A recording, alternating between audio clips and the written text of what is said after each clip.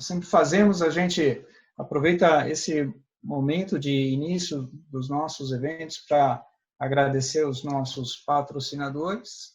A gente tem 2 patrocinadores de gestão que suportam todos os nossos eventos ao longo do ano, a Gaia Silva Gaed Advogados e a PwC. Nesse momento nós vamos passar, então, um vídeo institucional da PwC.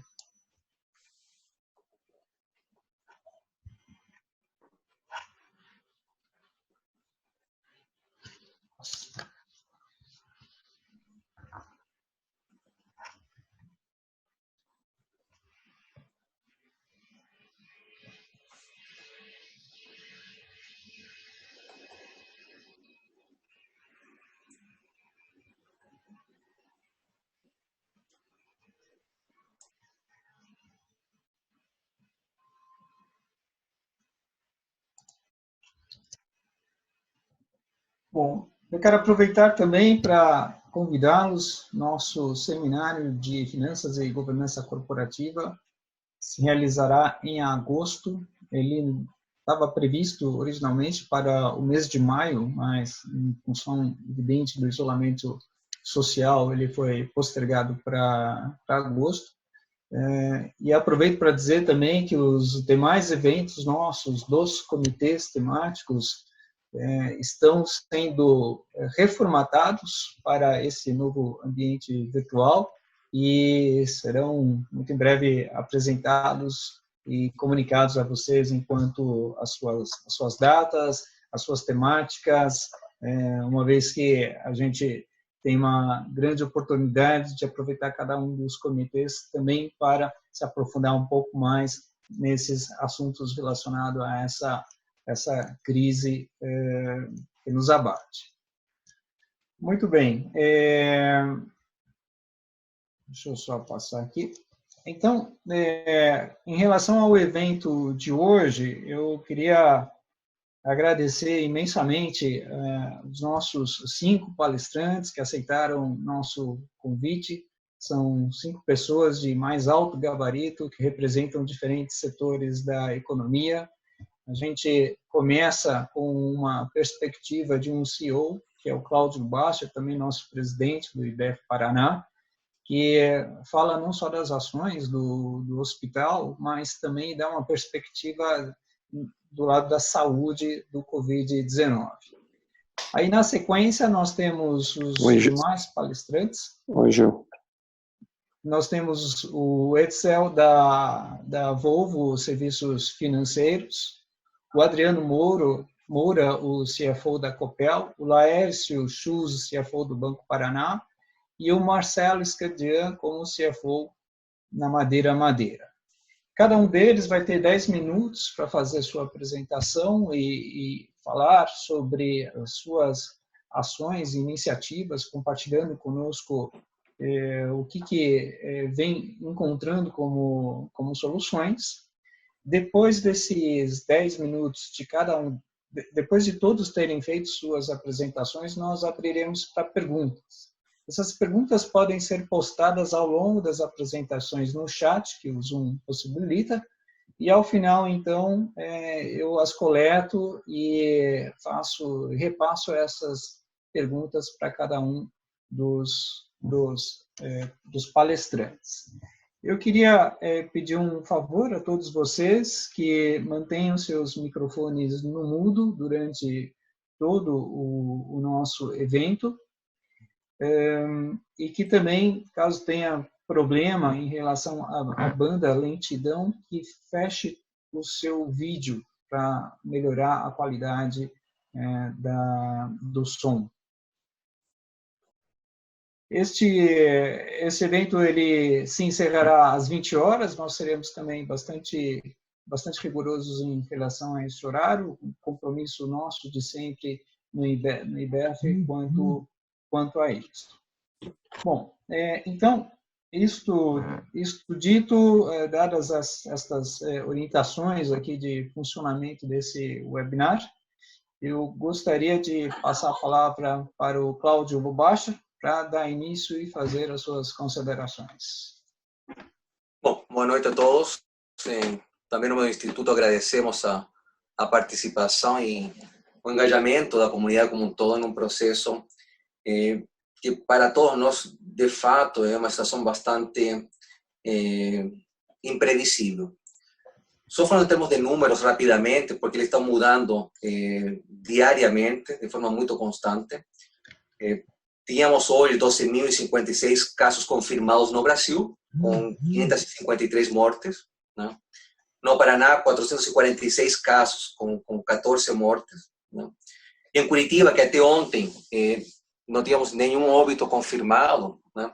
Hoje nós temos 192 casos confirmados com 3 óbitos, né? Isso vem um pouquinho de encontro àquilo que se vem falando há algum tempo, de uma curva de crescimento no mês de abril, né? Então, esse mês devemos ter mais notícias de uma evolução de números, né? Eu falaria que nada fora daquilo que a curva de por si só mostra. Então, estamos recebendo muita informação, informações com consistência, informações sem consistência, né? O mercado está recheado eu falo de profetas nesse momento, alguns mais apocalípticos, outros menos, né? Não salientando os avanços que estamos tendo, né? E um pouco ajudando aquilo que tem que ser um ambiente de calma para ter serenidade em relação às ações que devem ser adotadas, né? Na área hospitalar, principalmente na área privada, que foi aquilo que vou conversar um pouquinho com vocês, é uma situação bastante paradoxal, né? Um primeiro entendimento da população é que os hospitais estão superlotados, né? Não há mais leitos nos hospitais, né?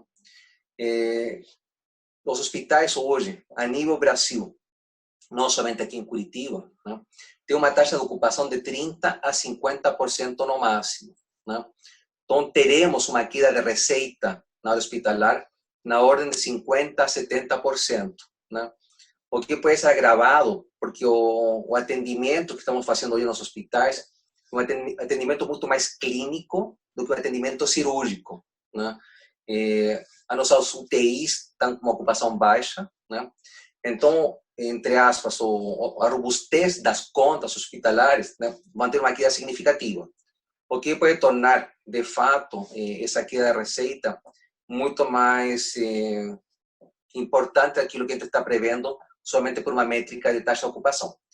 Por um lado, falar que a ocupação está baixa nos hospitais traz um pouco de tranquilidade para a população, porque não há falta de leitos, né? E esse é sempre um assunto que está à tona, né?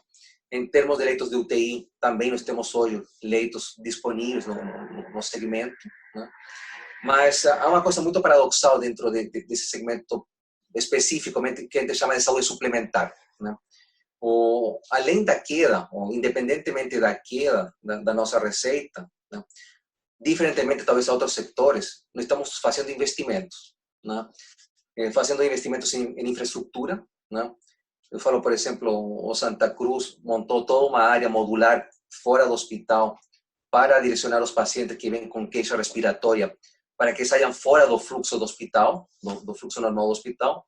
Então, reformulamos uma estrutura toda, containers, com ar-condicionado, enfim, fizemos um investimento em uma nova UTI, montamos mais 8 leitos com respiradores, monitores, montamos uma área para atendimento de pacientes de emergência dentro de uma área também totalmente segregada ao fluxo normal do hospital, com mais 5 leitos. Separamos 2 salas do hospital, onde preparamos todo aquilo para receber os pacientes. Então, estamos em um momento que, com a perspectiva de queda de receita, estamos fazendo investimentos e não podemos fugir disso, né? Comprando respiradores, comprando monitores, enfim, né? Paralelo a tudo isso, estamos sendo acometidos por uma alta, não sei qual que seria a melhor definição para o que está acontecendo com o incremento do custo dos insumos, né? Só para dar um exemplo para vocês, falando principalmente de EPIs, de álcool, né? Uma máscara cirúrgica que a gente comprava por 10 centavos, estou pagando acima de R$3 hoje, né? Então, fazendo rapidamente uma conta, se eu compro 100 mil máscaras, que pagaria R$10.000, hoje eu pago R$300 mil, né? E está nesse patamar o incremento do custo de alguns insumos, né?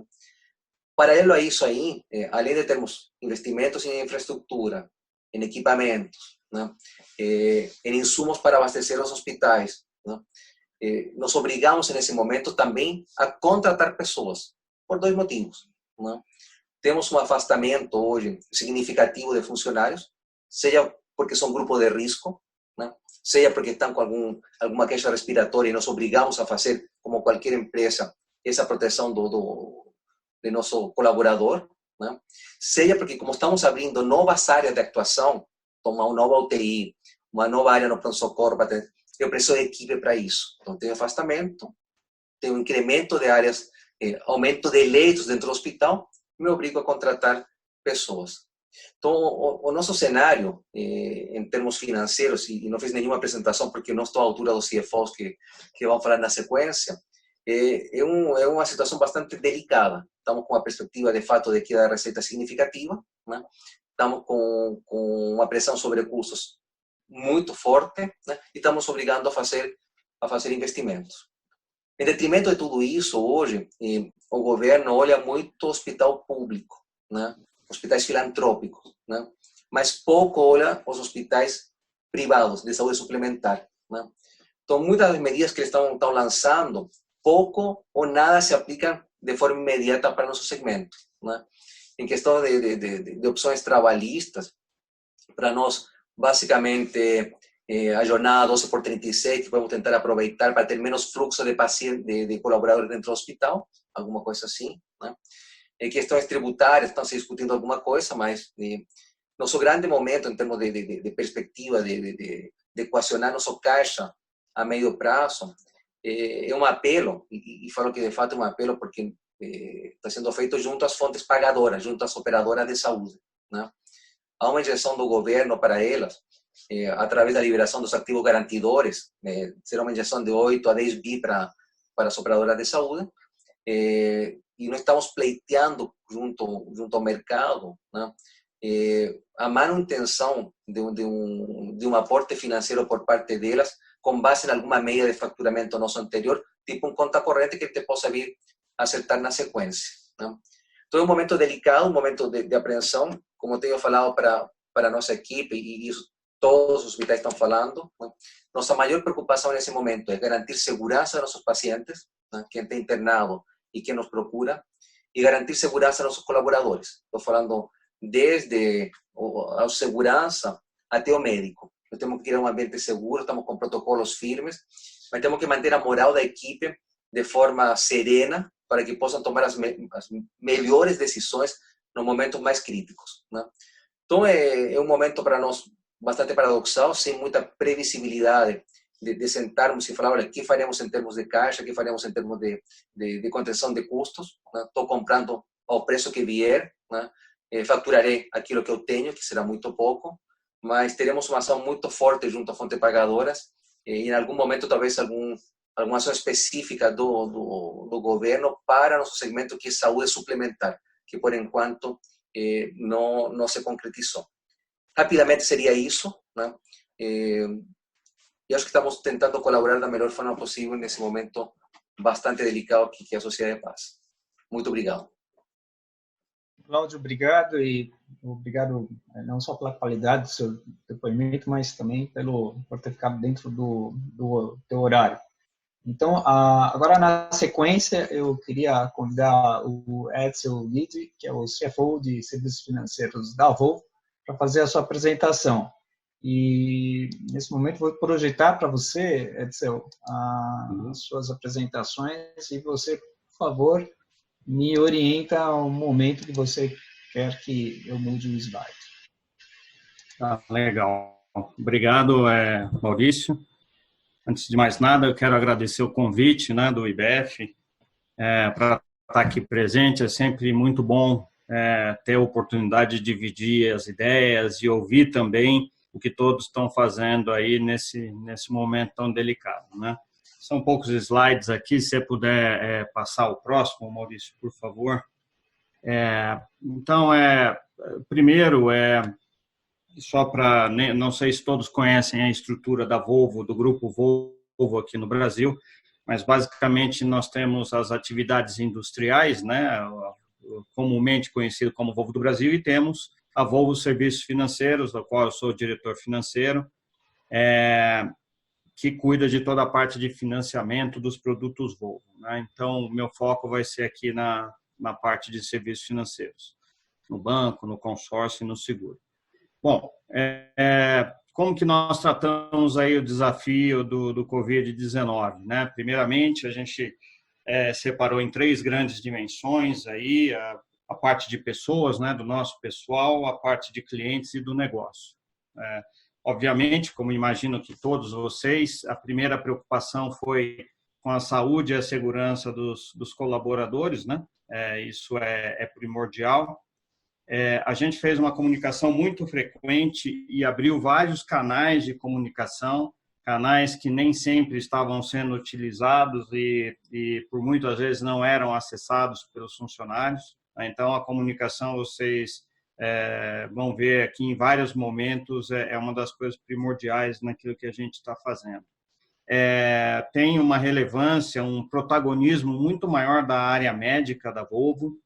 A Volvo, ali nós estamos num site com mais de 4.000 pessoas, né? Então tem uma área médica muito bem estruturada e o doutor Sérgio ali está tendo, né, uma ação muito destacada, não só aqui para o Brasil, mas no Grupo Volvo mundialmente, porque ele lidera uma equipe aí de médicos, de profissionais da saúde que trabalham na Volvo no mundo todo, né? Obviamente, nós tivemos que tomar medidas drásticas, né, que nunca tinha sido feito na Volvo, como o isolamento social. Já tem 2 semanas que os 180 funcionários do Banco Volvo estão trabalhando remotamente das suas casas. A Volvo do Brasil também determinou uma férias coletivas que iniciou na semana passada e que vai até pelo menos no dia 24 de abril, que abrange aí pelo menos uns 90% dos funcionários, e aqueles que não estão trabalhando de casa. E a gente, por uma surpresa positiva nossa, aí está funcionando muito bem, nada de grave, nenhum atendimento grave a clientes ou qualquer outra coisa, fechamento contábil, são processos pesados, nada disso nós tivemos problema até agora. Obviamente, todos nós agora já estamos começando a sentir, né? A gente estava brincando aqui um pouquinho antes, é difícil trabalhar em casa, estou com saudade do refeitório da Volvo.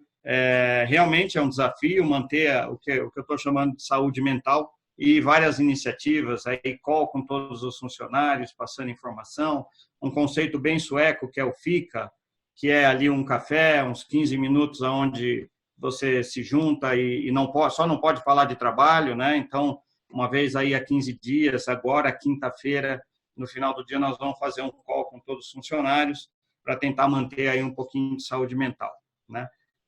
O próximo ponto importante são os clientes, obviamente. É um momento que todo cliente tem uma necessidade, e aqui eu estou falando de banco muito grande, né? Como é que eu vou pagar, como é que funciona, será que eu vou ter juros, será que não vou, como que vai ser o banco? Então, a gente tomou a medida de muita aproximação, a resposta rápida, né? E tem que manter sempre a energia na ponta lá para ver o que o cliente precisa, qual é o apoio que ele está precisando.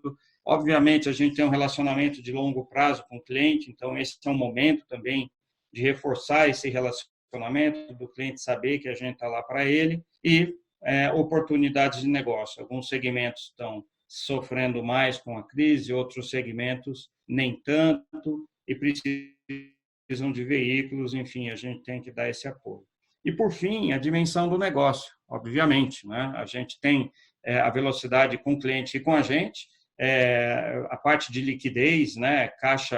Caixa é rei num momento como esse, sempre, mas no momento de crise ainda mais. A gente teve uma ação muito rápida nos primeiros dias ali da crise, há 2 semanas e meia atrás. A gente fez captações volumosas para o banco, já prevendo inadimplência, já prevendo a necessidade da montadora de passar os seus produtos, né? Adequação do trabalho à distância, eu já comentei, está indo muito bem. Obviamente, revisão de todos os investimentos, todos, não tem nada garantido nesse momento, né? Então, a gente está trabalhando muito para manter o caixa, tudo que é extraordinário foi postecipado ou foi eliminado e só estamos fazendo ali o ordinário. E para que isso? Né? Para a gente ter o atendimento dos nossos clientes, que é isso que nós temos que fazer nesse momento, tá certo? Sempre do jeito Volvo. Maurício, por favor, no próximo slide. Então, um pouquinho aqui do que foi feito, né? Nós, obviamente, acessamos todas as linhas de crédito que a gente tinha disponível, e aí tem um pouquinho de atividade que é pré-crise, né? Você tem que estar sempre olhando e mantendo as linhas disponíveis. Acessamos linhas fora do Brasil, usando a tesouraria da Volvo, um custo menor que o do Brasil, né? Agora, nesse momento, foi muito importante a gente fazer isso rápido, porque nesse momento as linhas estão muito difíceis, vocês devem saber, o custo é proibitivo, né? Mas fizemos isso. Estamos olhando acesso ao mercado de capitais para diversificação de funding, e no nosso caso, o BNDES e o Banco Central também têm oferecido algumas linhas, dando indicações de linhas que podem ajudar bastante nesse momento, né? Durante aqui, a gente aumentou a capacitação na tesouraria, então a crise sempre traz oportunidades, né? Então a gente se viu obrigado a fazer isso, diversificar, é mais complexo as formas de captar os recursos, então tivemos que fazer isso e vamos manter isso, né? Eu falei da diversificação de fontes de recursos. Quando você está fora da crise, você acha que não precisa, às vezes, desenvolver uma fonte de recursos que vai te custar mais caro, mas que no momento adequado você pode acessar e ajudar na liquidez da empresa, né? Uma gestão muito ativa do fluxo de caixa e, como eu falei, não só investimento, mas em despesa. Então, tudo aquilo que não é o ordinário, mesmo o ordinário, a gente está tendo que se reinventar para poder reduzir, para poder fazer o melhor uso do caixa escasso que todos têm nesse momento, né? Bom, eu comentei um pouquinho, toda crise traz oportunidades, né? Então, eu acho que muitas coisas vão mudar, da forma como a gente trabalha, da forma como a gente endereça os problemas, né? A gente tinha, pelo menos ali no banco, aquela ideia de, se o cara trabalhar de casa, ele não vai ser eficiente, ele não vai performar, ele não vai render, e a gente está vendo que não é assim. A gente está aguçando esse lean thinking, o pensar leve, como fazer as coisas de uma forma mais simples. Se não dá para mandar o papel, o que dá para substituir? Vem uma imagem. A gente está tendo que aprender e eu acho que isso vai ficar. A resposta aos clientes também, muitas vezes, numa empresa grande como a Volvo, é muito normal você se pegar com a burocracia interna, né? Então, a crise está deixando muito aguda essa questão da gente olhar a necessidade do cliente e dar uma resposta direta, e todo mundo, nesse momento, está questionando o procedimento, né? Por que você faz isso? A identificação das atividades que não geram valor para a empresa, que não geram valor para os clientes.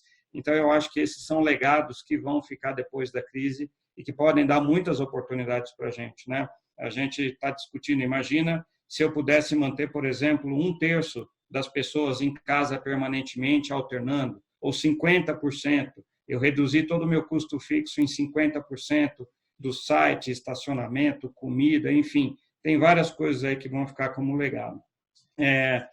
E a última mensagem aqui, né? Eu sei que a gente está no meio desse turbilhão e ainda talvez nem no meio, mas a gente tem muitas incertezas, mas uma certeza para mim, uma mensagem mais positiva é essa. Quer dizer, nós vamos necessariamente ter que mudar a forma como a gente encara o trabalho, as pessoas, os negócios, os clientes, né? E mudar é bom. Eu sempre digo isso, mudança é bom, com velocidade é melhor ainda. Então, Maurício, respeitando o tempo aí, essa era a mensagem que eu queria passar a todos nessa noite aqui. Muito obrigado. Obrigado, Edsel. Excelente. Também agradeço aí pela qualidade da tua apresentação e pelo cumprimento aqui do nosso horário. Então, agora na sequência, eu gostaria de convidar o Adriano Moura para falar sobre suas iniciativas e práticas na Copel. Gil, se você puder fazer a projeção, te agradeço. E lembrando, aqueles que quiserem postar suas perguntas no chat, podem podem fazê-lo ao final das apresentações, então nós vamos repassá-las aos palestrantes.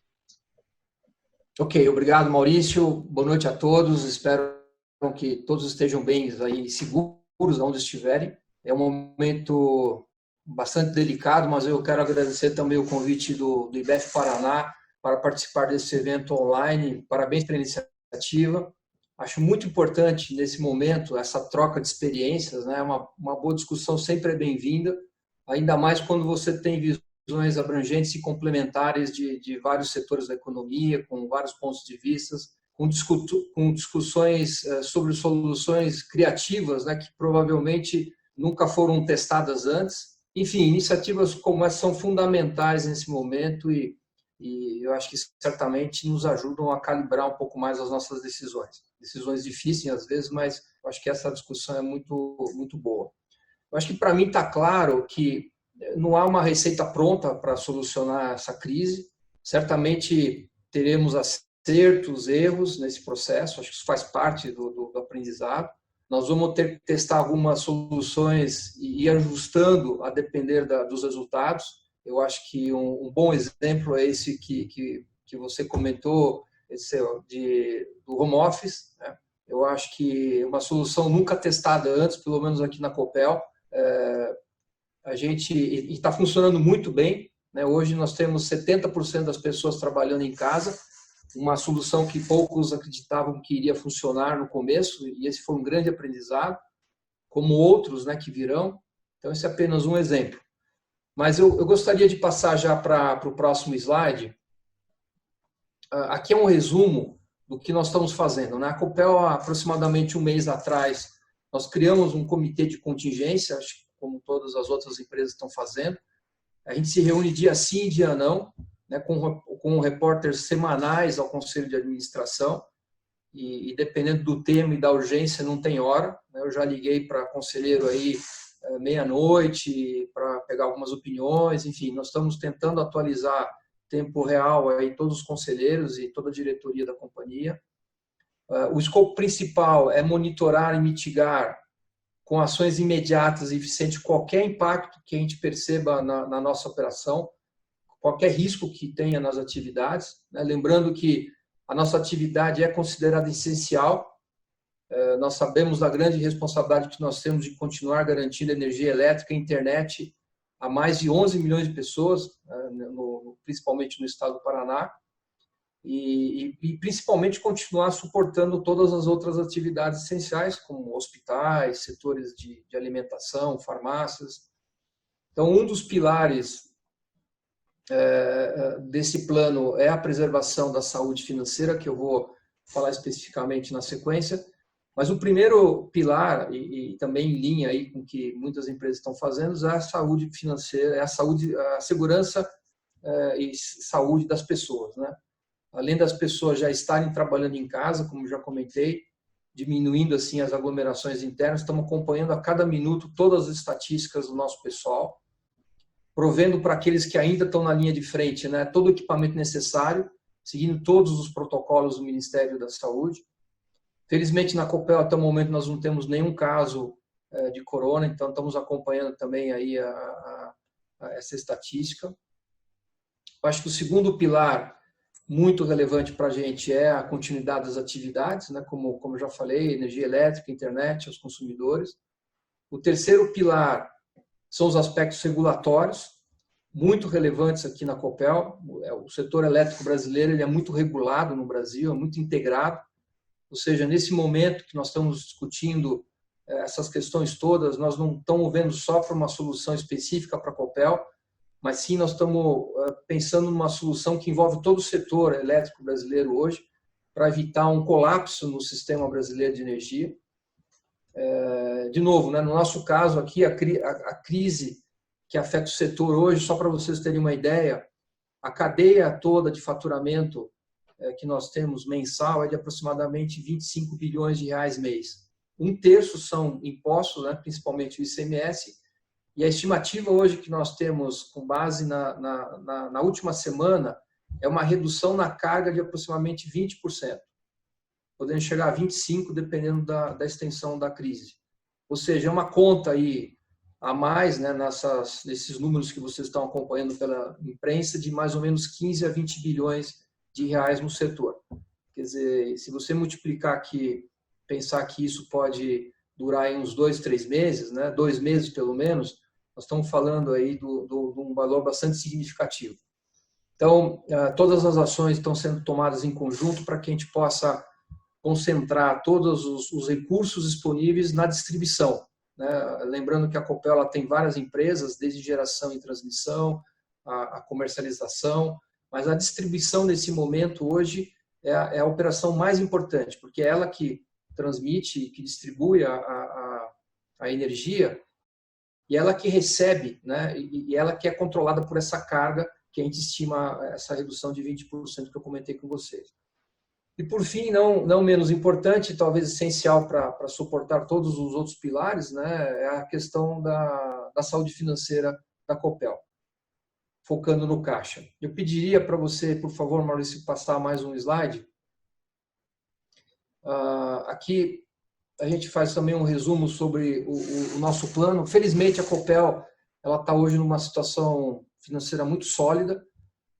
Nós acabamos de anunciar os resultados de 2019 com uma geração de 4,5 bilhões de reais no ano. Então, isso dá uma segurança bastante robusta aí para a gente enfrentar essa crise.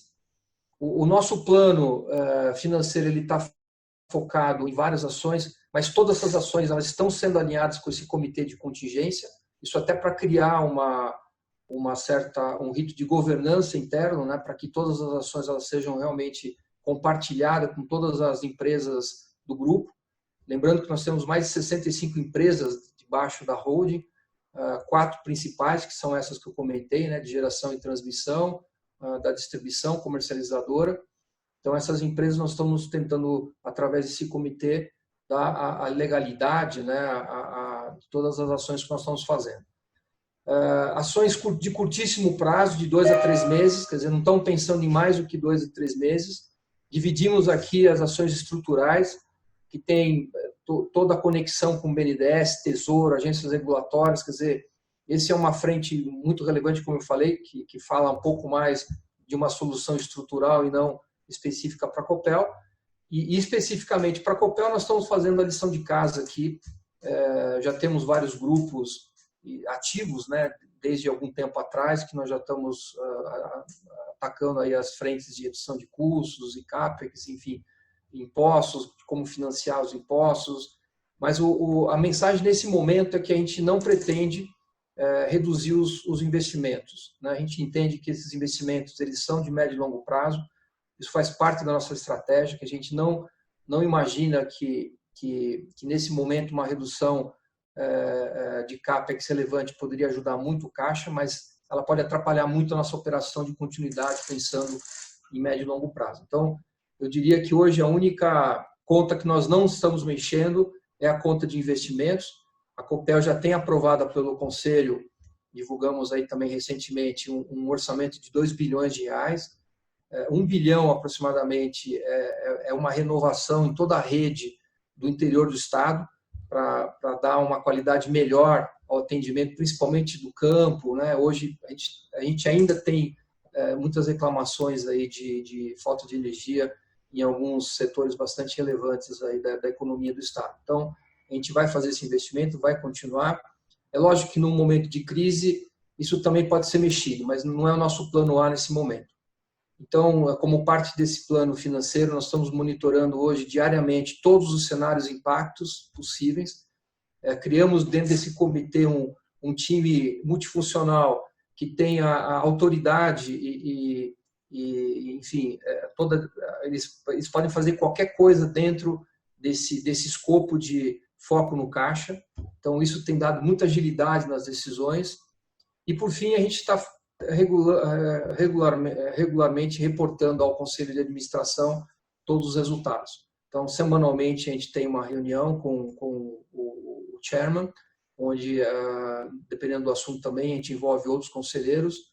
Então, acho que com isso nós estamos monitorando, né, tudo o que está acontecendo, já tendo uma visão também de mais médio prazo, falando até o final do ano, Eu acho que nós temos várias alavancas aí que nós temos mapeadas e dependendo da evolução dessa crise, que todos esperamos que vai ser uma crise o mais rápido possível, mas a gente acha que é uma crise muito relevante, muito grave. O próprio Roberto Campos, nesse final de semana, já alertou aí que o PIB esse ano deve ficar negativo em 5,5%. Isso é uma primeira previsão que eles fizeram, quer dizer, eu acho que pode ser até pior do que isso. Mas acho que o momento agora é de ficar perto da operação e das pessoas e também motivá-las aí para que a gente possa sair disso o mais rápido possível. Então, dentro do meu tempo aí, era essa a minha mensagem. Fico à disposição para as perguntas aí que vierem na sequência. Muito obrigado.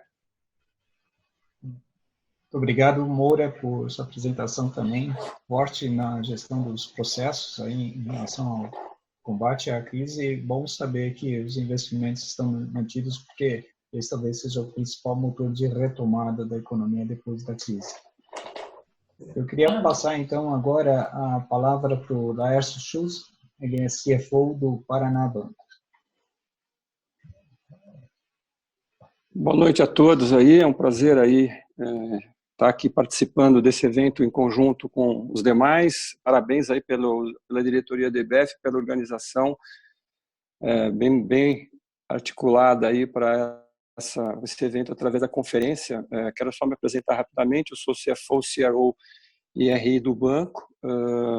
Tenho aqui o interesse de falar rapidamente um pouco sobre o aspecto econômico que a gente tem visto dos impactos das ações e medidas do Banco Central e, antecipadamente, eu queria só comentar que, dado essa circunstância, eu acho que o Paraná Banco, nesse momento em que teve uma necessidade de ter uma ação de curto prazo e rápida para colocar todos os nossos funcionários em home office, dado que nós passamos por um processo de digitalização nesses últimos praticamente 3 anos, foi um fator aí que acabou facilitando esse processo para que a gente colocasse nossos funcionários em condições adequadas de continuidade das operações da instituição.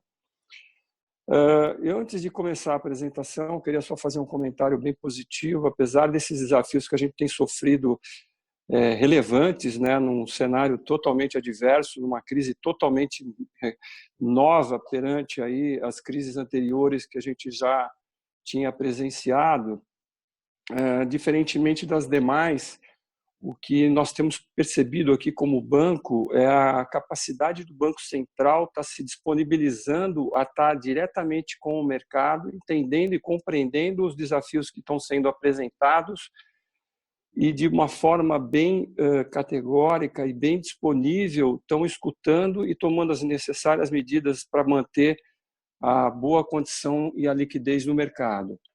Bom, eu acho que começando a apresentação aí, eu queria passar para uma página, seria a página seguinte, falar um pouco das medidas do Banco Central, e aqui é importante a gente citar, nesse contexto, o posicionamento do Banco Central de forma bem contundente com relação a irrigar o sistema dos bancos para que eles tenham condições de manter pelo menos o mínimo adequado para crédito para as pequenas, médias e grandes empresas. Pode passar para a próxima página, por favor? Aqui é importante trazer um pouco de informação que, conforme foi comentado aí, o Roberto Campos Neto, na apresentação que ele fez do Banco Central na semana passada, do plano de irrigação do sistema, onde todas as medidas emergenciais atingiram um volume de 1,2 trilhão que estão sendo injetados já neste momento e no curto prazo e vão representar 16,7% do PIB.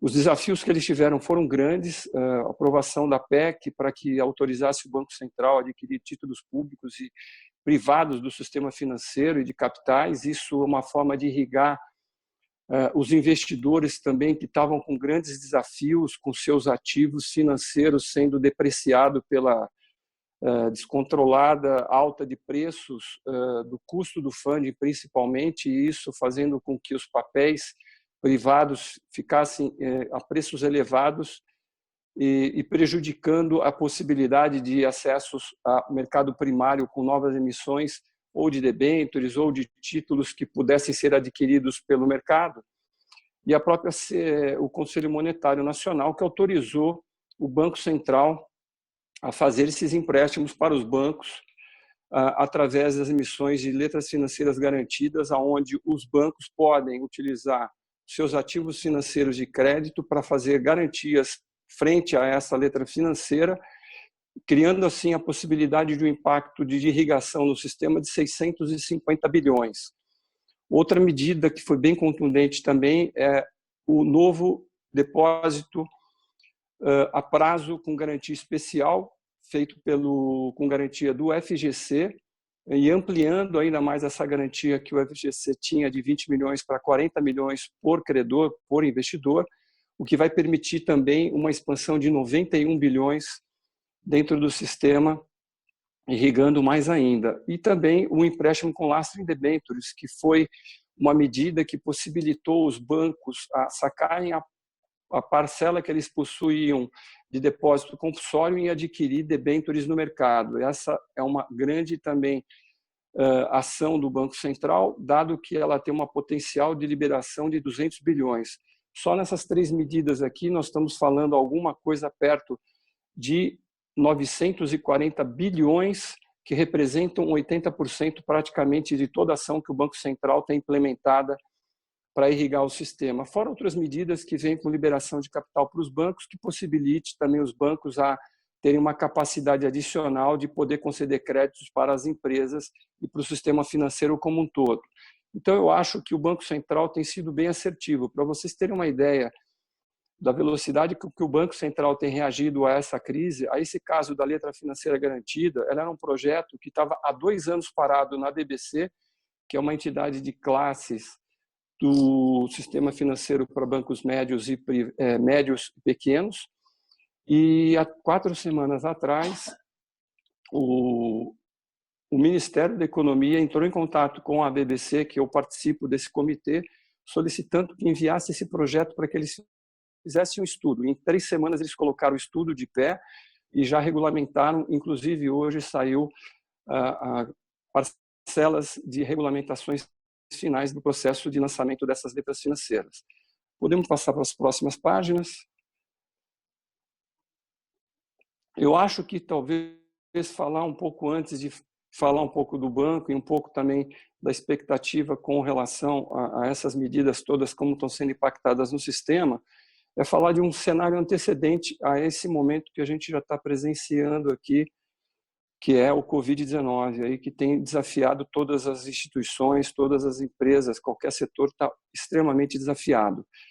Seguindo aí para a próxima página, eu queria fazer uma abordagem bem rápida para relatar um pouco o que estava acontecendo anteriormente a esse processo. Desde 2019, nós tínhamos uma questão que era, basicamente, a queda acentuada da taxa de juros no mercado, dado que, de pós-crise de 2015, 16 e 17, que foi a depressão econômica que nós tínhamos sofrido, existia uma política de diminuição de taxa de juros com base na perspectiva de motivação para que isso viesse a incentivar o crescimento econômico. Então, essa política fez com que existisse uma pressão ao longo dos últimos 2 anos com relação à capacidade das instituições acessarem o mercado de renda fixa, dado que a renda fixa começou a se tornar, digamos, desafiado pelo retorno baixo que começava a produzir taxas tão baixas de juros para o mercado. Então, isso fez com que, cada vez mais, as emissões primárias de mercado de capitais que as empresas faziam e os bancos faziam começassem a entregar um prêmio maior para poder motivar, porque o que acontecia, de fato, era uma perspectiva de um retorno maior através da aquisição de ações, pelo aspecto da distribuição de dividendos e a capacidade de um upside nos preços das ações. Então, isso fazia com que começasse a ocorrer uma disputa pelo bolso, que sempre é o mesmo, que são as grandes assets, que são os privates e os wealth management, que acabam disponibilizando recursos para investimento, tanto no setor industrial, comércio e bancário, começassem a sofrer essa disputa diretamente através do mercado de renda variável. Então, isso fez com que, obviamente, a gente teve esse cenário de bolsa disparando, atingindo praticamente quase 120 mil pontos, um pouco antes de estourar esse problema da pandemia. E, obviamente, isso já estava provocando uma alta da despesa financeira de todas as instituições que acessavam esses mercados. Bom, eu acho que isso acaba dando um cenário pré-Covid-19 e depois, obviamente, isso impacta diretamente na questão de um cenário um pouco mais desafiado, dado que você tem efetivamente uma trava sobre a economia como um todo, né? Passando para adiante na apresentação, depois de ter passado esses dois cenários, eu acho que aí entra o posicionamento do Paraná Banco, que entra a questão dos desafios. Podemos seguir adiante? Na próxima página. Aqui, o Paraná Banco, como ele fez sua transformação digital nos 2 últimos anos e desenvolveu uma solução digital, 100% digital, para crédito consignado, que é o core business do banco, principalmente voltado ao INSS, isso acabou sendo uma oportunidade para a instituição nesse momento onde que você tinha uma baixa mobilidade dos aposentados e dando esses aposentados no isolamento social, dando a possibilidade de eles acessarem recursos que teoricamente ficavam exigindo dele a mobilidade dele para acessar as agências ou qualquer outra representante comercial dos bancos para poder acessar linhas de créditos advindas dentro do crédito consignado, seja do setor público ou até mesmo do INSS para pensionistas e aposentados. Então, o que a gente percebeu quando houve realmente essa pandemia sendo divulgada e os impactos dela, foi que nós tínhamos um acesso de aproximadamente, simultaneamente, 1.000 pessoas físicas acessando nossa solução quando existiu a migração e esse isolamento social e essa migração das empresas para um trabalho em home office, esses acessos quintuplicaram na nossa TI. E, obviamente, isso foi impressionante a velocidade que aconteceu. Ou seja, a velocidade que aconteceu essa crise, ela, comparativamente a qualquer outra crise já existente, foi totalmente diferenciada. Então, ela foi uma crise que ela aconteceu rapidamente. Ela não foi anunciada, ela veio lentamente e quando ela acontece de uma forma inesperada.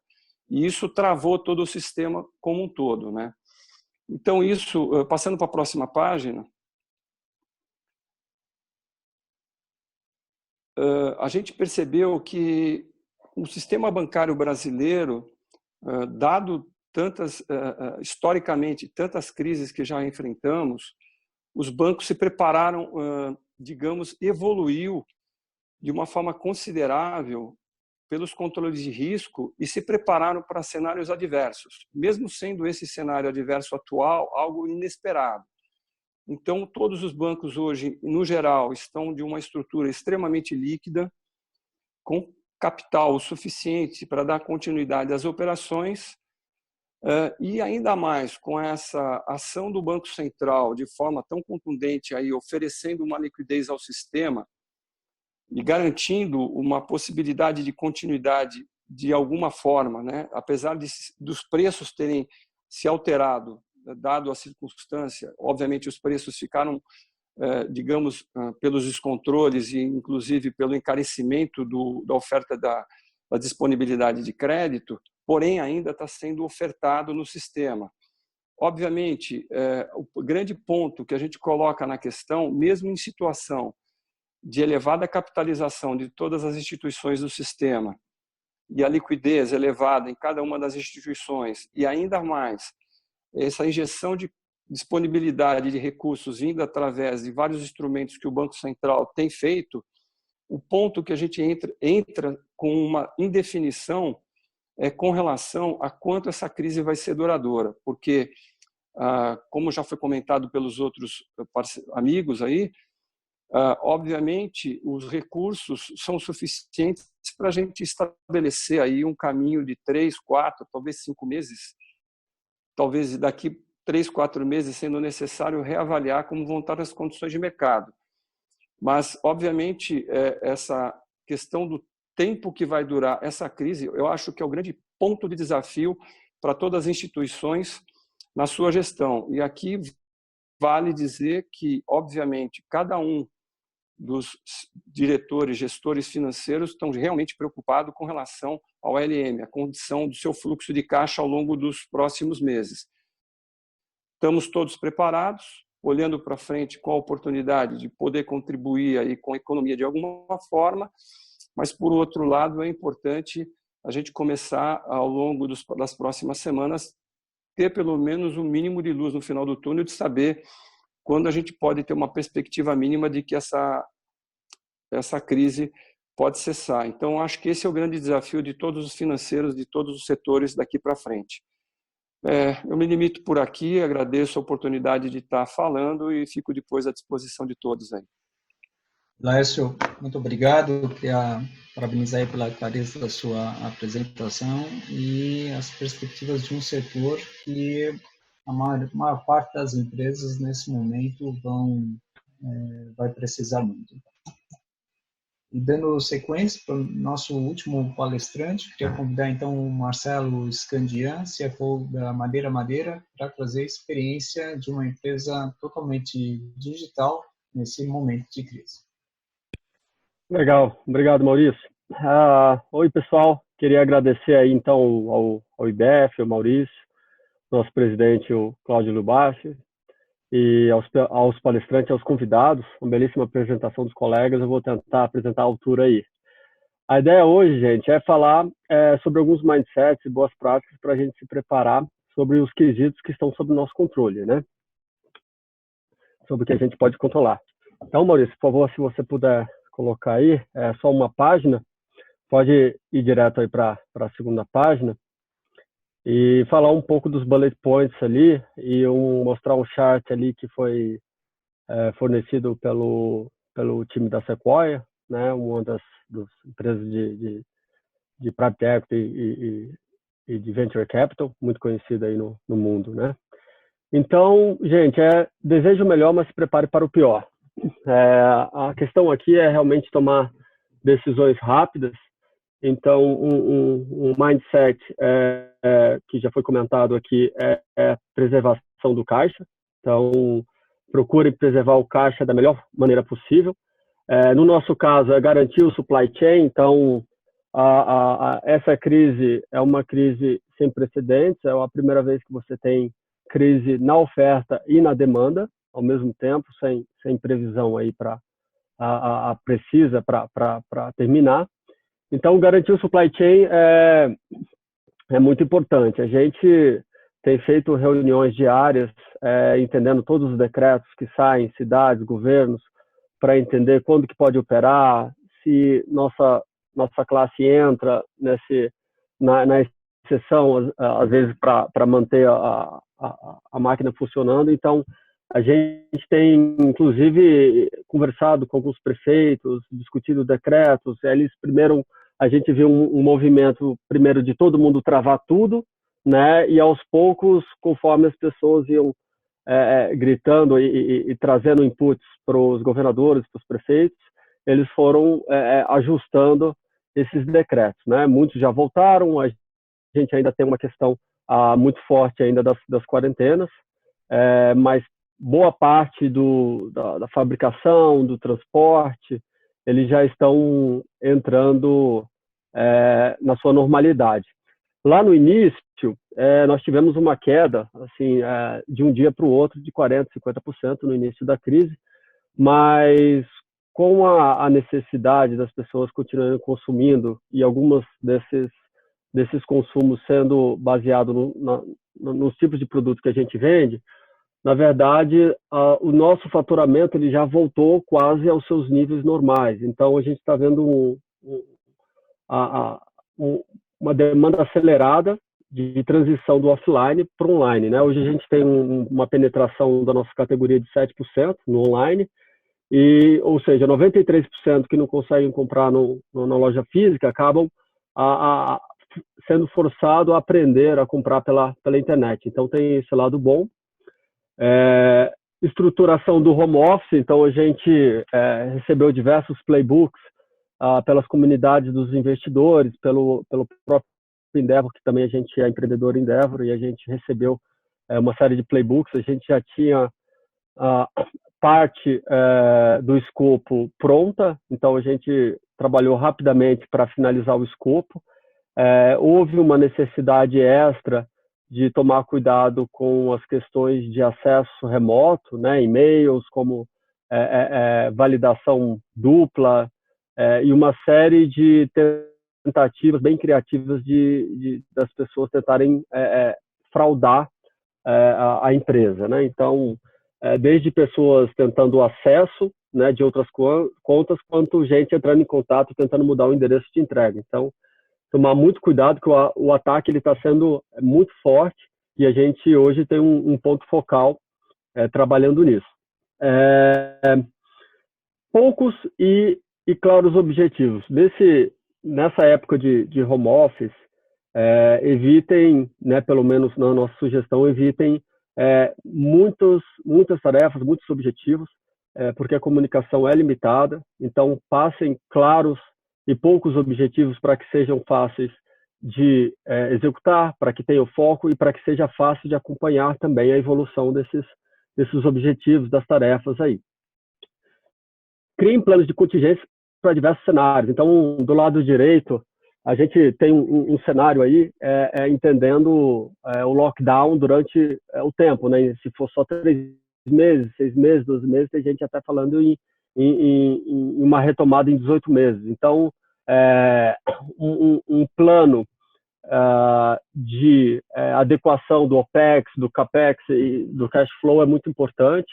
Trabalhar muito na comunicação interna e externa do que vai ser feito nesse trabalho, para que a gente evite ruídos de comunicação, porque essa questão do remoto ainda desafia mais ainda a questão da comunicação.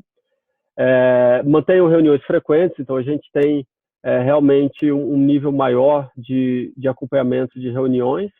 Renegocie e avalie todas as necessidades dos OPEX e CAPEX. Então, é um bom momento para fazer o exercício. A gente sabe que as empresas deveriam estar fazendo sempre esse exercício, mas a gente sabe que nessa crise esse exercício ele toma proporções maiores. Então, após analisar diversos OPEX e CAPEX, a gente conseguiu reduzir, sem mexer na operação, em 1/3, né, das nossas despesas.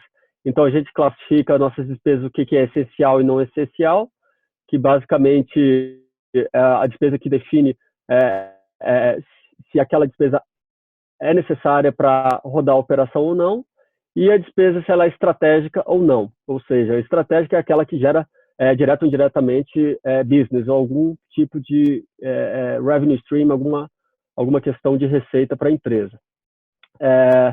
Prepara as comunicações para a mídia em todas as ocasiões. Então, a gente está sujeito a qualquer momento de alguma situação onde, por exemplo, em alguma entrega de algum produto, ser relacionado com alguma infecção de algum funcionário que adquiriu o coronavírus. Apesar de ser difícil de constatar tais alegações, a gente tem que estar sempre preparado para uma série de fazer o pre-mortem, né, de uma série de ocasiões que possam afetar, e a gente ter uma resposta rápida para não ter essa questão da imagem da empresa danificada nesse momento que é muito sensível para todo mundo, né? Estamos fazendo o máximo de redução possível para salvar o máximo de empregos possíveis. Então, a gente está realmente cortando despesas na unha aqui, na carne, para manter todos os empregos possíveis. E a gente, graças a Deus, fizemos um fundraising há um tempo atrás. Então, a empresa está em condições de caixa muito boa, e além de que a operação do ciclo financeiro da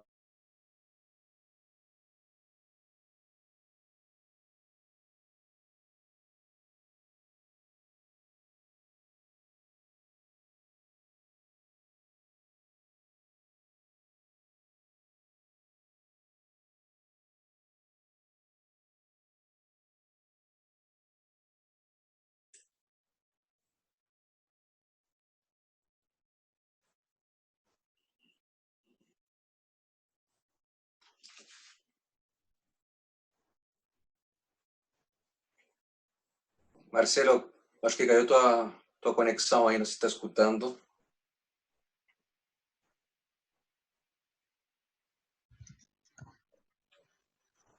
Ok.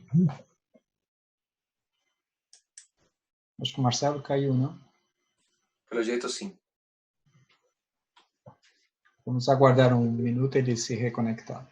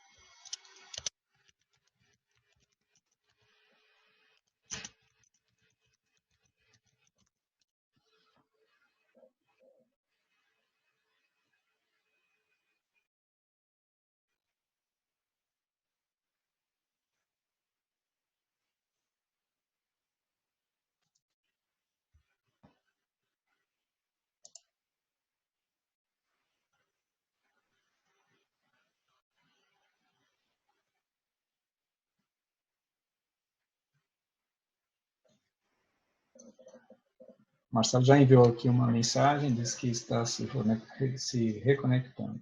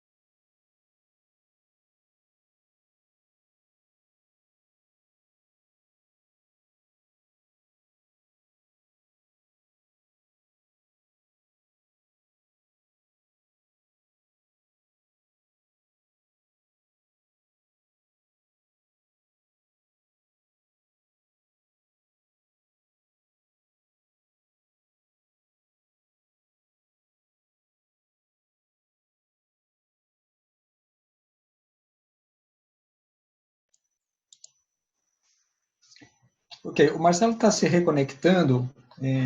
O que eu vou sugerir é que a gente aproveite até as perguntas que chegaram aqui. Eu vou fazer a leitura de uma das perguntas e cada um de vocês fica à vontade de responder. O Marcelo, voltando, ele então conclui a sua apresentação. Nós temos uma pergunta aqui que é endereçada a todos vocês. É uma pergunta do Gino, que fala a respeito de riscos de cyberataques, os problemas nesse momento em relação à segurança de informação, comentando que tanto o World Bank quanto a McKinsey colocam essa questão como uma das mais críticas e prioritárias nesse momento. Efetivamente, a gente, posso dizer da minha própria experiência no Grupo Maris, temos recebido vários ataques, também no formato de engenharia social. Então, queria colocar aqui para quem quiser contribuir nessa resposta. Talvez eu possa começar só para fazer um comentário não só do Banco Volvo, como Grupo Volvo globalmente, né? Esse é um assunto bastante sensível que foi discutido exaustivamente, mas num período muito curto de tempo devido à crise, né? O Grupo Volvo tem mais de 100 mil funcionários no mundo todo e, obviamente, que não é só o Brasil que está trabalhando de casa, mas muitos outros colegas, né? Os nossos colegas da China, por exemplo, já estão até retornando ao escritório aos poucos, né? Mas a primeira coisa que a gente notou foi a necessidade de abrir mais capacidade de acesso remoto, né? Então, hoje, eu entendo que entre 70 e 80 mil funcionários do Grupo Volvo teriam condição de acessar das suas casas, e aí são três continentes com horários, time zones diferentes e tudo mais, né? Então, houve uma preocupação muito grande de reforço. Já é uma preocupação permanente da Volvo, de manter esse controle, né, contra os ataques. A Lei Geral também de Proteção de Dados, que está sendo aí, que tem um calendário ali ao longo do ano, já está demandando um cuidado adicional ainda nisso daí. Então, foi um ponto muito preocupante, mas a resposta veio muito rápido. Até o momento, pelo menos, nós não temos tido problema com esse assunto. Mas, principalmente, a abertura de tantas outras portas, né? Laércio, você poderia comentar o que vocês no Paranabanco estão fazendo em relação a isso, sendo que o setor financeiro é provavelmente também um dos mais atacados nesse momento?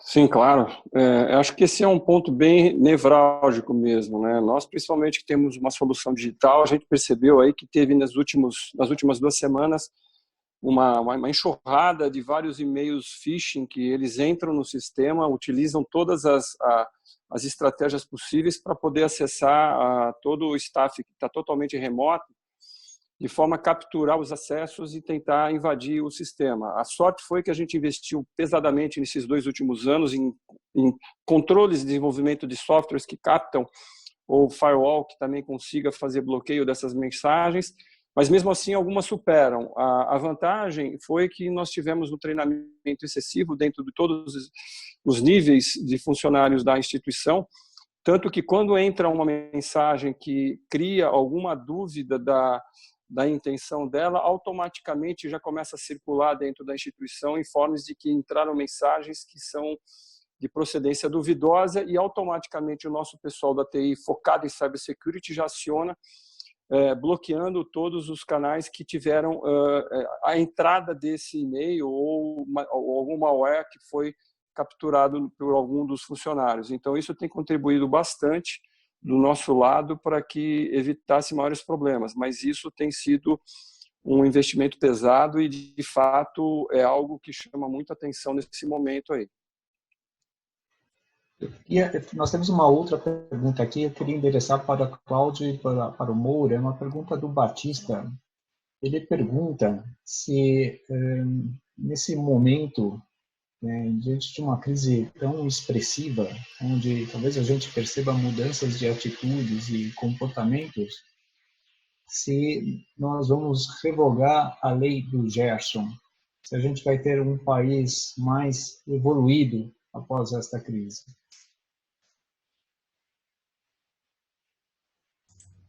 Quer começar, Moura? Quer começar? Pode ser bom. Eu acho que uma esperança de todos nós é o aprendizado. Acho que todo mundo que falou, né, endereçou no final da sua palestra, a esperança que a gente tenha um aprendizado grande a partir de tudo isso, né? E a esperança nossa também é a mesma, né? Que a gente consiga ter um acesso mais adequado aos recursos, né? Na área da saúde, de forma muito específica, o acesso vai ser diferente. Estamos verificando que hoje com telemedicina, que era um tema super discutido, até questionado um tempo atrás, né? Tem que acontecer um fato desse para, de alguma forma, ser liberado, ser aceito, né?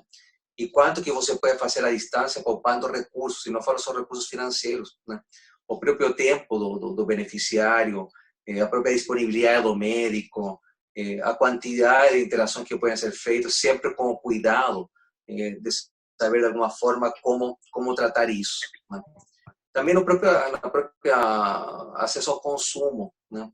Eu não tenho dúvidas que amanhã, quando a gente for num restaurante e for pagar 150, 200, 300 reais lá por uma comida, a gente vai pensar, em casa posso fazer uma coisa tão boa, até melhor, né?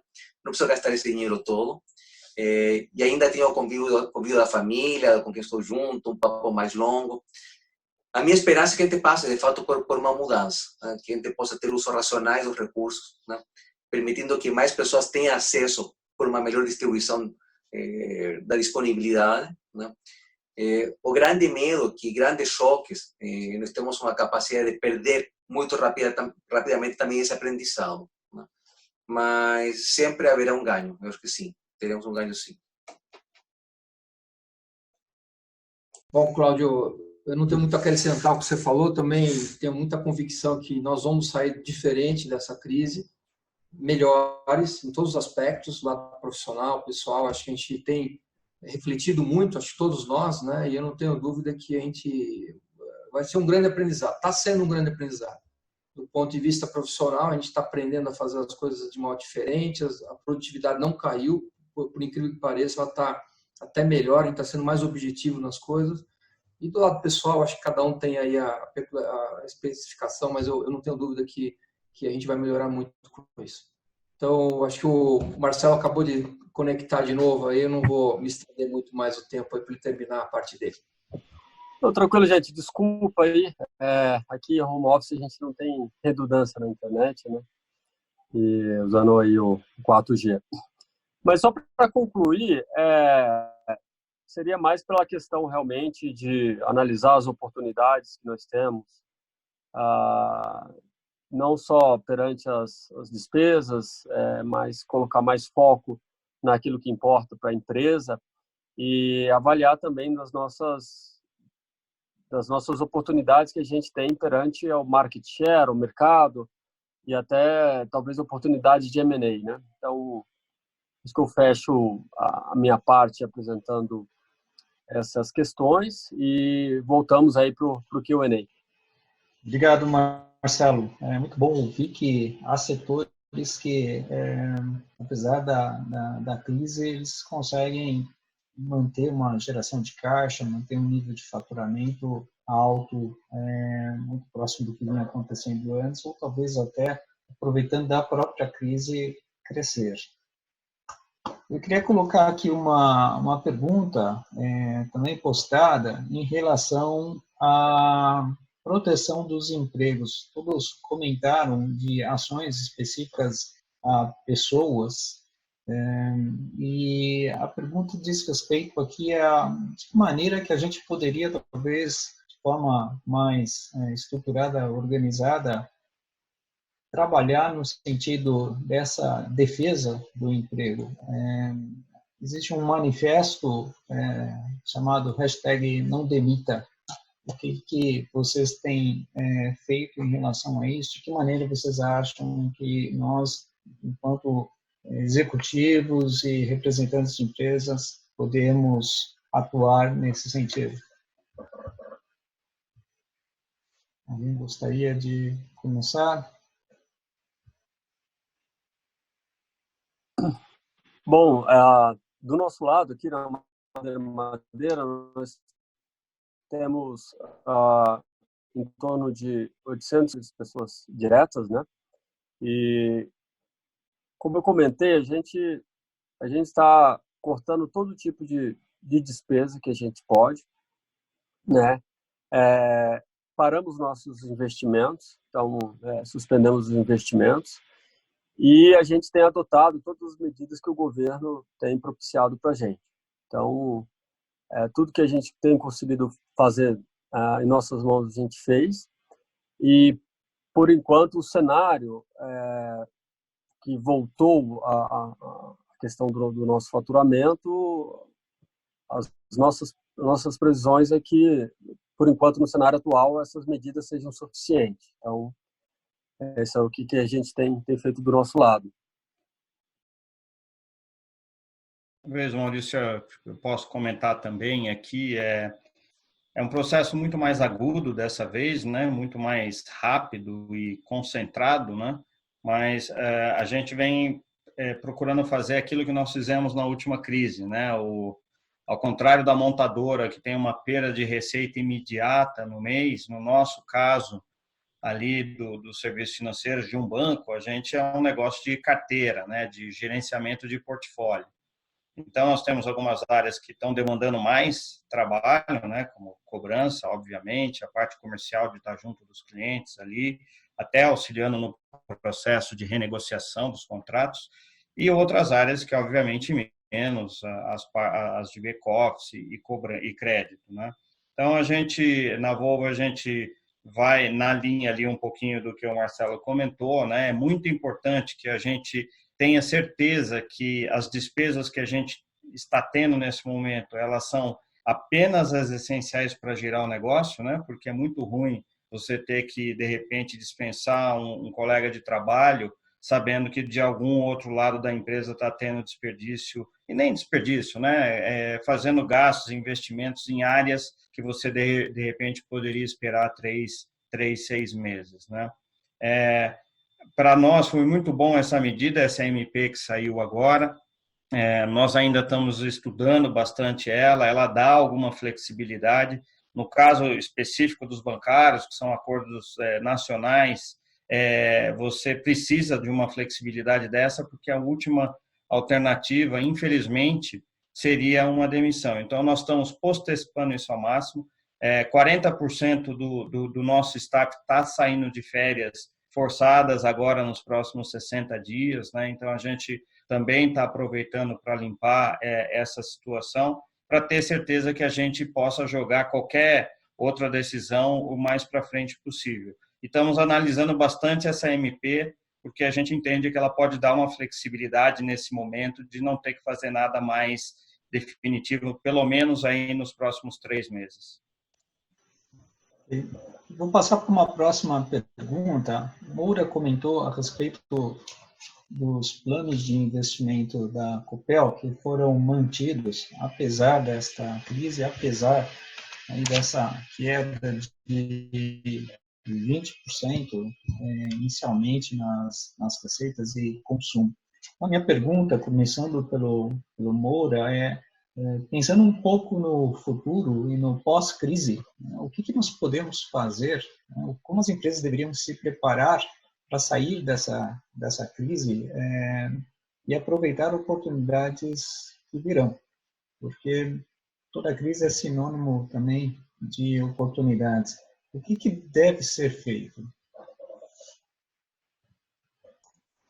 Eu acho que a primeira reflexão que eu faço é que a gente tem que continuar pensando no médio e longo prazo. A única coisa que a gente sabe é que essa crise ela é passageira, ela é uma crise grave, obviamente, mas ela é passageira, ela vai terminar, ela vai ter começo, meio e fim. Infelizmente, nós estamos ainda no começo dela, eu sinto pelos nossos negócios, nós não tivemos nenhum impacto relevante até o momento, acho que abril vai ser o mês mais complicado, então essa expectativa de redução de 20% que eu comentei, ela ainda não aconteceu, ela está acontecendo muito gradualmente, mas a gente tem a clara visão que na hora que ela terminar, nós temos que puxar se alavanca aí desse crescimento do Brasil. Quer dizer, a energia elétrica hoje é fundamental, se a gente não fizer energia na frente, a economia não vai seguir, então essa consciência é muito clara e a gente espera continuar, e essa é uma das razões que nós estamos continuando com esses altos investimentos que eu comentei inicialmente. Então, eu acho que é pensar no médio e longo prazo e começar a aproveitar o tempo que alguns têm aí também para imaginar nas oportunidades, né, como vocês falaram. Uma outra pergunta, todos vocês falaram da importância de manter o moral da equipe nesse momento, e especialmente na área de saúde. Cláudio lida com uma situação de estresse constante. O que vocês têm feito, Cláudio, para conseguir manter esse moral em alta? E qual que podem ser sugestões para as outras empresas? Bem de contra, Maurício, aquilo que acho que todo mundo também falou nas suas apresentações, que é comunicação. E uma comunicação constante com as equipes, de forma muito transparente, muito clara, muito lúcida, tentando de forma precisa e mostrar aquilo que é pertinente e aquilo que não é pertinente. Eu falaria tratando as equipes com muita maturidade. Nós temos equipes que têm demonstrado hoje uma assertividade, até uma produtividade, como a Adriana falou, muito maior do que em outros momentos. O engajamento das equipes, e acredito que não só na área da saúde, tem sido um fator que tem diferenciado muito outros momentos nossos, mas um trabalho de transparência, uma comunicação clara, de falar de fato o que está acontecendo, como está acontecendo, né? Um assunto, por exemplo, que a gente discutiu muito no hospital foi a questão do isolamento, né, social. Que momento seria mais oportuno, né? Eu fui um defensor já, e quem convive comigo já há algum tempo e conversamos, que acho que a gente se antecipou um pouco, tem seus méritos, enfim, né? Estamos entrando numa curva agora um pouquinho mais forte. É um momento que estou dentro do hospital fazendo um isolamento, estou colocando de forma estruturada um home office, estou aproveitando a questão de feiras, estou aproveitando a questão de banco de horas, mas de forma muito clara, por que disso, em que momento, por que estamos tomando essas decisões, trazendo tranquilidade para as equipes em relação às medidas que estamos tomando, fundamentar tudo de forma clara. E como eu falei, Maurício, acho que a transparência nesse momento, a clareza, porque está tomando as decisões, gratas ou ingratas, trazem uma maturidade para eles e a resposta é muito positiva. Obrigado, Cláudio. Eu vou para a última pergunta aqui, em função da hora, que diz respeito à inadimplência. Como tratar a inadimplência nesse momento, onde a situação é crítica de uma forma geral entre todos os setores e todas as pessoas? Então, eu deixo aberto para quem quiser comentar. Acho que talvez o Laércio tenha exemplos, situações aí muito próximas, o Excel também. O quanto que se flexibiliza em relação aos pagamentos, as condições e possibilidades desta pessoa que está inadimplente, ou é um potencial inadimplente em muito pouco tempo? Bom, acho que é uma pergunta bem interessante pelo aspecto, assim, talvez o Paranabanco ele se externaliza dessa questão de provisão, porque nós estamos operando basicamente em crédito consignado para o setor público e, obviamente, ali nós temos uma situação anticíclica dessas situações econômicas. Ele não sofre um impacto direto pelo fato de que nossos clientes diretamente ou são aposentados, pensionistas ou são servidores públicos das diferentes esferas, federais, municipais, estaduais, que são concursados e acabam tendo uma estabilidade. Por um outro lado, o próprio Banco Central liberou algumas questões com relação à contabilização de provisões ao longo dos próximos meses, dando uma flexibilização de não ter que ser feitas provisões adicionais nas instituições, a tempo que as instituições manteriam o crédito circulando junto a essas, digamos assim, esses tomadores de crédito. O que a gente tem visto, obviamente, é que isso pode vir a impactar ao longo dos próximos meses, porém, no curto prazo, eu acho que, dadas essas injeções todas que o sistema está recebendo dentro do programa que o próprio Banco Central tem programado e os próprios bancos grandes, que são os bancos classificados na categoria S1, e aí entre os principais nomes, Bradesco, Itaú, Santander, Banco do Brasil, Caixa Econômica, eles têm se juntado para manter o sistema em funcionamento. Então, existe, como a gente percebe, é realmente uma crise totalmente diferente.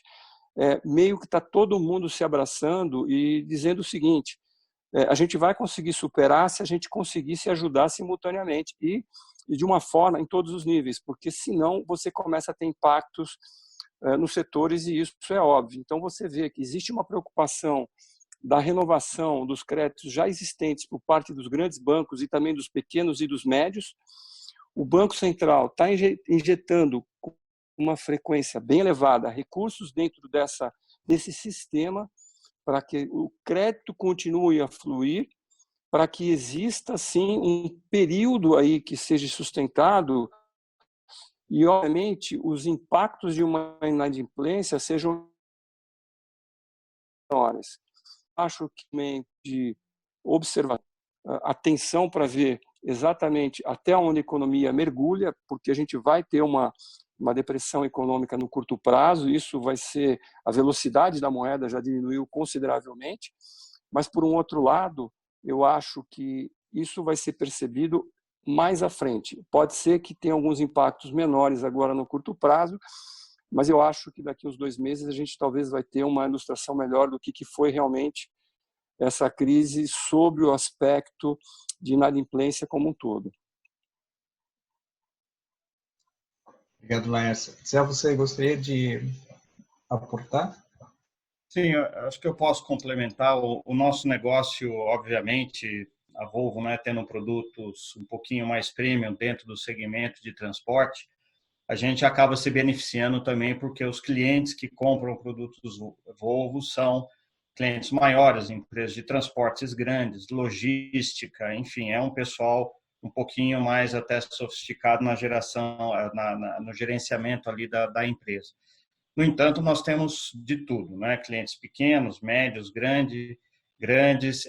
E o que a gente tem feito, e aí a conexão com o momento do crédito mesmo, a gente faz um trabalho muito forte de segmentação da nossa carteira dos nossos clientes, né? Então, nem todos os segmentos estão sendo afetados da mesma forma, né? Existem segmentos óbvios no nosso negócio, como ônibus urbano ou ônibus rodoviário, né, que a redução foi brutal. Alguns outros segmentos relacionados a transporte de produtos alimentícios ou de produtos para exportação, ou mesmo de produtos médicos, têm um outro efeito, né, sofre mais ou menos, então a gente se apoia muito nessa análise da segmentação para poder sentar junto com o cliente e achar uma solução melhor, né? Nesses momentos de crise, você sempre tenta identificar quem é aquela empresa séria que realmente está passando por uma dificuldade e está buscando uma solução conjunta. E aí, infelizmente, né, ainda tem o pessoal que já entra para a parte judicial, ainda que o sistema não esteja funcionando nesse momento, mas entra um pouquinho mais beligerante. E na nossa carteira nós temos também uma coisa importante, né? Eu até vi aí algumas perguntas e complementando, né, o que o Laércio comentou sobre o Banco Central e vamos dizer, o sistema financeiro como um todo. Quase metade da nossa carteira é Finame, né, com funding do BNDES, que é o Banco de Desenvolvimento. Então, o BNDES anunciou já 6 meses de alívio no passivo de bancos repassadores de recursos, como é o nosso caso. Aí o cliente vê isso lá na ponta, ele fala, bom, eu quero 6 meses também sem pagar. Então, aqui você tem uma situação, conhecendo o segmento e podendo e sabendo que a tua parte passiva não vai ser impactada, porque você vai jogar tudo lá para frente, né, no prazo restante do contrato, fica mais fácil. No caso de recurso próprio, tem até uma situação da questão do custo disso. Então, aí que é mais importante ainda a gente fazer esse trabalho caso a caso. As empresas, no nosso caso, são um pouquinho maiores, né, menos pulverizado, de segmentação e de entender a real necessidade do cliente. Obrigado, Edson. Nós chegamos aqui já um pouco além do nosso horário. Queria fazer um agradecimento, então, a todos os nossos palestrantes, o Cláudio Bacher, o Edson Lide, o Adriano Moura, o Laércio Schulz e o Marcelo Scandian, e passar a palavra para o Cláudio, nosso presidente do IBEF Paraná, para fazer o encerramento desse nosso evento. Bom, reitero o agradecimento a cada um dos palestrantes hoje e mais uma vez entendo que a essência do Instituto em um momento como esse, né? Temos todo um trabalho estruturado através dos comitês para trazer palestras e conhecimento, mas em momentos de crise que o compartilhar da área financeira se torna fundamental. Então, a predisposição de cada um de vocês em compartilhar um pouquinho do que estão vivendo nas suas empresas, né? Perspectivas, enfim, é de um valor inestimável. Então, agradeço de forma muito profunda a disponibilidade, o compartilhar e estar fazendo parte desse instituto que cada dia cresce mais a partir de cada um de vocês. Muito obrigado. Obrigado, boa noite a todos e até o próximo evento online do IBEF Paraná. Obrigado. Obrigado, boa noite. Obrigado, boa noite a todos aí. Obrigado, boa noite.